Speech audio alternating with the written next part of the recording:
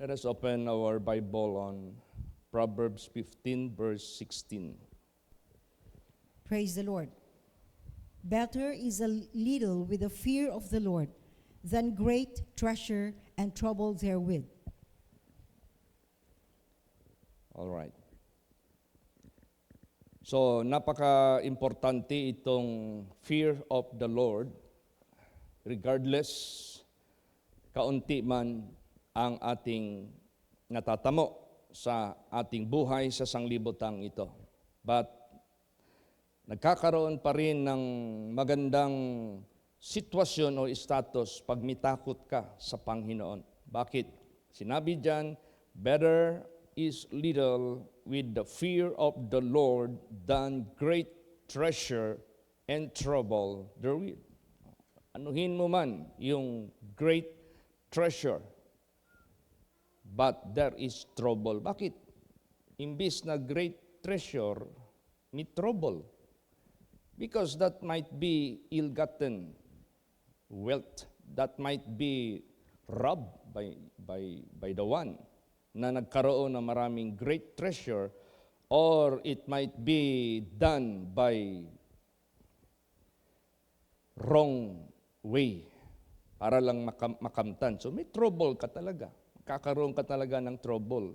Ibig sabihin, hindi ka na nakahintay, hindi ka na nagtiis, gusto mo shortcut, tapos, yes, you got great treasure, but trouble therewith. So, yan lagi nating isipin. Kung sa kahoy pa, tinanim mo, bumunga, huwag mong pilitin harbisin. Kailangan hintayin mong mahulog. Anong diferensya ng durian na hulog at saka yung pilit hinarbes dahil nagmamadaling ibenta? Malaki. Unang-una, yung kanyang tamis, hindi ganun kasarap sa hulog. Para siyang alanganin na di mo alam, hinog sa pilit. So ganun din sa buhay po natin. We have to wait with the fear of the Lord dahil ang Diyos naman ang nakaka-measure. Anong nararapat nating tanggapin? Ang Diyos naman ang ating rewarder. Ang Diyos naman ang nangako. Ang Diyos naman ang magpupulfill sa kanyang mga promises. We must be willing to wait. What is the most important? Yung takot sa Diyos hindi nawawala sa buhay natin. So yung righteousness, yun ang pinaka-tinitingnan ng Diyos sa buhay po natin. Hindi siya tumitingin sa sobra-sobrang yaman mo, sobra-sobrang pera mo, pero done naman by mali na pamamaraan, ill-gotten, kumbaga pa, or corruption, or robbery, may trouble ka talaga dyan. Magkakaroon ka talaga ng trouble. So useless yan. Kaya importante yung takot sa Diyos kasi ang tinitingnan ng Diyos yung righteousness niya. Basahin natin. Proverbs 16 verse 8. Praise the Lord. Better is a little with righteousness than great revenues without right. Yan. Mas maigi ang kaunti na merong katuwiran kaysa malaking pera without right. Wala namang tama na pamamaraan. So pag sinabing without right, hindi tama sa pamamaraan, alam na natin, yun ay sa pamamaraan ng corruption, yun ang pamamaraan ng pagnanakaw, yun yung pamamaraan na hinog sa pilit. Kaya yung buhay natin, hintayin natin lahat mangyayari yung mga pangako ng ating Panginoon Diyos. In His time, He will make all things beautiful, not in our time. Better is a little with righteousness than great revenues without right. Kaya pasalamat tayo sa ating Panginoong Diyos na lagi niya tayong ginagabayan. Kasi ang blessing ng ating Panginoong Diyos, sure yan eh. Sure, hindi yan mag-fail. Sure yan, hindi yan. Kaya nga sinabi dyan, for the vision is yet for an appointed time, but at the end it shall speak and not lie. Though it tarry, wait for it, it will surely come. What is vision all about? To those who are faithful and obedient to God, maraming mga natatanaw ang Diyos na mga blessings para po sa kanila, both temporal and eternal. At ang mga blessings na ito, hindi sa kanilang ikakasira. Ang blessing na ito, para ito sa lago ng kanilang paglilingkod dyan sa ating Panginoong Diyos. So, napaka-importante na sa buhay natin, kontento tayo. Huwag tayong masyadong magmamadali, tapos mahulog lang pala tayo sa perverseness, mahulog lang pala tayo sa mali na pamamaraan. Basahin natin. Proverbs 28 verse 6. Praise the Lord.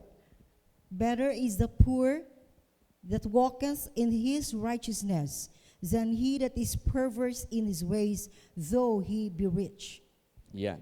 Di ba? So, ibig sabihin yan, if you are going to compare the people na namumuhay sa simpleng pamumuhay with all the contentment, basta may righteousness lang, mas maigi yan kaysa makikita mo yung grabing riches, grabing kayamanan, sumusubra na, labis na, tapos nandyan naman yung wickedness. Nandyan naman yung lahat ng uri ng kalikuan, kasalanan, karumihan, kasamaan sa ginagawa ng buhay nila. That is not better. Na yan ay ating laging nanasain. But a little that a righteous man hath is better than the riches of many wicked. So, ang importante sa buhay natin is the fear of God, righteousness, and contentment or godliness. Yung panatili nating godly sa harapan ng Diyos. Basahin natin 1 Timothy 6:6. Praise the Lord. But godliness with contentment is great gain. Yes. But godliness with contentment is great gain. Yan yung ating payamanin sa buhay natin. Yan yung bibilang natin na riches. Yan yung ibibilang natin na treasure. Yan yung ibibilang natin sa buhay natin na dapat nating payamanin sa buhay natin. Tapos with contentment. But godliness with contentment is great gain. Bakit? What is in godliness? Anong meron dyan sa godliness na yan? Di ba? Sinabi na godliness is profitable unto all things, having promised the life that now is, and the life that which is to come. Hindi ibig sabihin yan na hindi tayo naniniwala sa mga pangako ng Diyos. Hindi ibig sabihin we deny, we refuse to believe the promises of God that He's going to bless us, both temporal and eternal, out of godliness. But we need to be patient, we need to be godly at all times. At sadyang darating na lang yan sa buhay natin. And kung darating man yan sa buhay natin, do not put your heart there. Huwag mo ilagay ang puso mo dyan. Hindi kay asam-asamin mo yung mga bagay na yan na hindi pa paintulot ng Diyos hanggang maghakbang ka na lang ng hindi maganda sa paningin ng Diyos hanggang mahulog ka na lang sa matatawag nating without right at sasama ka na lang din sa mga ginagawa ng mga wicked people. Kaya napaka-importante yung godliness with contentment is great gain. Yan talaga yung pinaka-dakila kasi both ang ating maangkin, temporal and eternal. The life that is here and the life that which is to come. Hindi tayo pababayaan ng Diyos. Yung inawit natin kanina, wonderful, wonderful Jesus. There is never a night so long, there is never a night so dreary, but yung nananalig sa Kanya will find someday a song. Kakaroon talaga tayo ng pagtatagumpay. So, we cannot deny God's promise about blessings, and that blessings is always two, temporal and eternal. And yung blessing ng Diyos, magpapayaman sa iyo. Not necessarily extravagantly, not necessarily lavishly. But, papayaman sa iyo, you have the joy, you have the peace of mind, you have the contentment sa buhay mo. O, di ba? Ang daming mga tao sa first world countries na they have enough in terms of material things. But why is it they are still committing suicide? Because they lack something.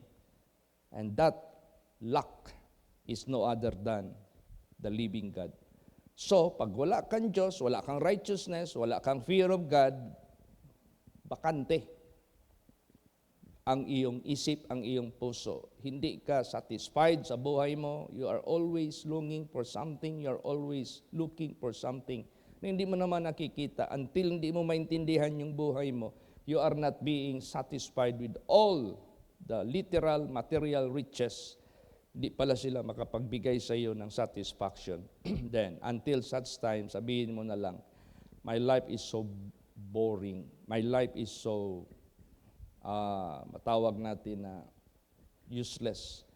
I rather to stop my existence by committing suicide. Walang nagawa. Yung lahat ng mga abundant, literal, material dahil walang godliness, walang holiness, walang fear of God.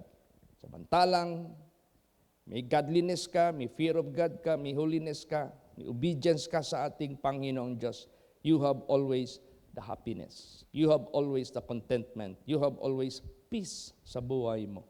Kaya yung blessing ng Diyos, it is not just only for the visible and literal things, but ang blessing ng Diyos, it is within you. It is within in your heart, it is within in your mind, it is within in your soul. Nandyan yung happiness, nandyan yung contentment, nandyan yung joy sa buhay mo. At pagdating ng panahon, alam naman natin, we are going to cease in this world. Hihinto man talaga tayo dito. May peace of mind ka. Alam mo, meron kang patutunguhan. Meron kang mararating na pangako ng Diyos. So, there is no such reason for you to worry. Hindi ka na dapat ma-worry sa buhay mo because of that godliness with contentment. Praise the Lord. So, that is the real riches. Yan ang totoong kayamanan. Basahin natin. Proverbs 10:22. Praise the Lord. The blessing of the Lord, it maketh rich, and he addeth no sorrow with it. Yan. Ang blessing ng Panginoon, it maketh rich, and addeth no sorrow with it. Bakit walang sorrow? There is no guilt. Bakit walang sorrow? It is both temporal and eternal. O bakit yung riches ng sanglibutang ito with sorrow? Eh siyempre, isipin ng mga taong mayayaman, sayang naman itong pinagtipon ko, sayang naman napundar ko, mamatay ako, hindi ko man lang madala. Eh paano? Doon nila nilagay yung kanilang future, doon nila nilagay yung kanilang hunger. Gutom sila doon. Nung naipon na nila, when they are already in the point of death, sad na sila. Kasi iiwanan lang nila. Wala silang madadala, kahit konti. Pero sa mga righteous, mayaman ka. Alam mo na iiwanan mo ang mga temporal things, pero yung mga temporal things na yan, nagamit mo para pag-invest doon sa kaharian ng Diyos. In case na iiwanan mo man ang lahat na sa sanglibutang ito, there is shadow which is waiting up there in heaven. You have already invested for the Lord sa pagdating ng panahon. So meron kang peace, meron kang kayamanan. The blessing of the Lord, it makes you rich and add no sorrow with it. Yun yung sinabi ni Jesus, sabi ni Lord Jesus, labor not for the meat that which perisheth, but labor for the meat which endureth unto life everlasting. Look not on the things which are seen, but look on the things which are not seen. The things that are seen are temporal, the things that are not seen are eternal. Therefore, lay up treasure in heaven, where no moth and rust that corrupt and thieves rob true. So, ibig sabihin yan, yung blessing ng Diyos sa buhay natin, sa material, sa literal, we convert it into investment in heaven. Praise the Lord. Because you use it to serve God. You use it for the people na nangangailangan ng pagliligtas. Kaya ganun ka-importante ang buhay natin. Kaya salamat tayo sa ating Panginoong Diyos na yun ang prayer natin kay Lord Jesus. Jesus, bless me. I want to sponsor crusades. I want to sponsor such trips of the pastors. Sino may ipadala mo? Our pastor.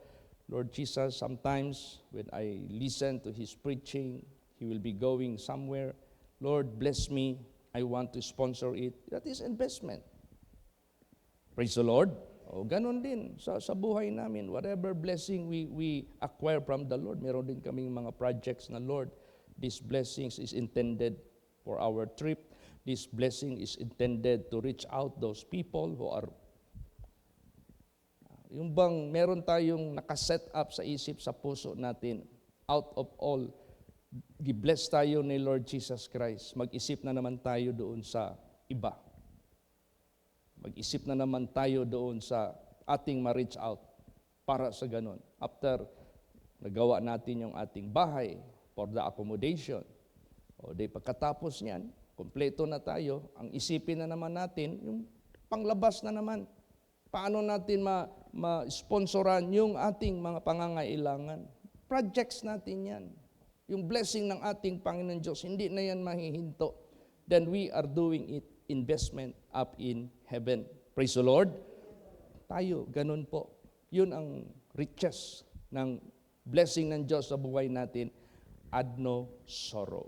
Because you convert it into everlasting riches. Kasi punuin mo man ang buhay mo sa sanglibotang ito ng labis na kayamanan, hindi ka rin masatisfy dyan. Basahin natin yan. Ecclesiastes 5:10 hanggang 12. Praise the Lord. He that loveth silver shall not be satisfied with silver, nor he that loveth abundance with increase. This is also vanity. When goods increase, they are increased that eat them. And what good is there to the owners thereof, saving the beholding of them with their eyes? The sleep of a laboring man is sweet, whether he eat little or much, but the abundance of the rich will not suffer him to sleep. Yeah. Di ba? Makita mo, if you hoard so much riches, it will cause you trouble. But if you do for the works of the Lord, then meron kang happiness, meron kang joy, dahil you are like depositing somewhere. Someday, you will have it forever and ever. So, ganun. So, yung silver na yan, hindi ka masasatisfy by that. But if you use that silver to propagate the gospel, to reach out those unreachable people, malaking malaking investment yan, ginagawa mo sa Panginoong Diyos. Ganon ang dikta ng Diyos sa buhay natin. As God enrich us with all His promises, let us convert it into investment in heaven. Kasi if you hold those things, labis, anong labis? Sobra-sobra, hanggang tatanda ka, pagkatapos wala ka palang madala dyan, tapos hindi mo na-convert yung blessings na yan into spiritual investment, anong mangyayari? Basa. Luke 12:15. Praise the Lord. And he said unto them, Take heed, and beware of covetousness, for a man's life consisteth not in the abundance of the things which he possesseth. Yan. Kasi mayroong tao dito kasi na sabi niya, "Oh soul, sirain ko yung aking bodega na maliit kasi hindi na magkasya sa aking goods and food for my soul. Tapos itayo ko yung malaki, punuin ko yan ng pagkain at sa ikabubuti ng aking buhay." Then sabi ng Diyos, ngayong gabi, kukunin ko yung kaluluwa mo. Sino ang makinabang at kakain sa hinanda mo? Kaya yung next verse na ito na. Take heed and beware of covetousness. Nandyan yung kanyang pagkalaog. For a man's life consisteth not in the abundance of the things which he possesseth. Not the things that you possess, but the things that you share, but the things that you are giving, but the things that you are investing up in heaven. Praise the Lord. Yun ang totoo na klaro. Nandyan yung blessings na darating sa buhay mo. Last verses, 1 Timothy 6:6 hanggang 8. Praise the Lord. But godliness with contentment is great gain, for we brought nothing into this world, and it is certain we can carry nothing out. And having food and raiment, let us be therewith content. Yeah. So, ganun po. Napaka-importante po yung godliness with contentment. And godliness, that is the way of God, the thought of God, na ina-adapt mo sa buhay mo. O anong ginawa ng ating Panginoong Diyos? Imagine, pumunta siya sa sanglibotang ito. He showed to the people of the world that He was born in a manger. He was brought up by a carpenter. But yet, He is the owner of everything. But yet, He is the maker of all things. Hindi yan basta-basta. So, sa buhay din natin, let us be rich in good works. Let us be rich in investment doon sa kaharian ng ating Panginoong Diyos. As God bless us, then we shall be a blessing to all people of the world. Marami pang blessings darating sa buhay natin, and let us always remember godliness is very important. Godliness, it is not just thinking of earthly riches, but godliness that is doing what the will of God is, what Jesus na binigay niya sa atin na mga ideas, wisdom, knowledge, and understanding. Para yan ay ma-apply natin sa buhay natin at sigurado yan, that is riches sa buhay natin. Amen? So yan ang dalangin natin. Patuloy tayong i-guide ng Diyos, patuloy tayong i-sustain ng Diyos. Kasi ano pang hihingiin natin sa buhay natin?